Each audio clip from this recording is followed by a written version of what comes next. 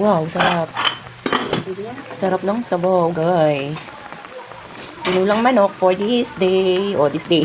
Sakop na buong maghapon, guys. Yan. So, yummy, yummy. Good morning, guys. Good morning. Aga ng gising namin, guys. Good morning. Hanggang na.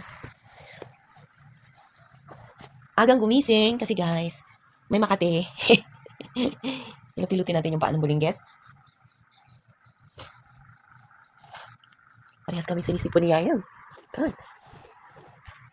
Parehas kaming may sipon.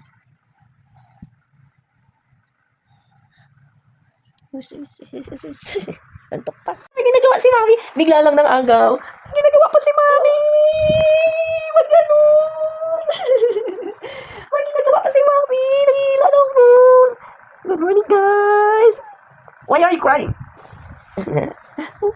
Why are you so cute? Oh no. Oh no. Parehas kami may sakit, guys. Uy, uy, uy. Magang akong gumising, guys, kanina kako para nga mamalengke sana. Kaya lang nauna pa nga sa akin gumising si Yayam. Kaya guys, no choice nga ako. Ayan, late na nga akong naglinis-linis dyan. Habang natutulog pa nga itong si nanay at yung kanyang mga anak nga, guys. Mga ilang sandali nga lang yan, guys.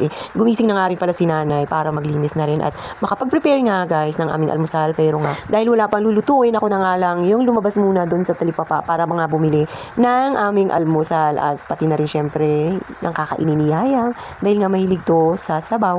Ito nga lang, guys, tinulang manok nga lang ang naisipan kong lutuin para ngayong araw. At syempre, guys, buong maghapon na yan yung ulam ni Yayam na yan, guys, dahil nga sobrang tipid na sabaw-sabaw nga lang. Dahil meron din kaming uulamin pa, meron pa kami, guys, na natirang ulam dun para sa aming almusal. At ito nga, dahil nga itong si Yayam hindi talaga siya kumakain, guys, pagka walang sabaw or pagka hindi niya paborito. Kaya yan, sabi ko nga kay nanay, maaga kaming magluluto ng may sabaw. At yan nga, guys, buti na lang inandito pala ngayon ito yung apo ni nanay na si Inday si Kulot, guys. At siya na nga yung inutusan ni nanay na kumuha ng malunggay doon sa aming bakuran. Habang si nanay naman, guys, nagsasangkot siya na nga pala, niluluto niya na ito yung chicken na ating pinamalengke kanina doon sa labasan. Para pagising nila, guys, ikakain na nga lang. Dahil nga, syempre nakakagutom din naman yung matulog ka lang na matulog, guys, diba?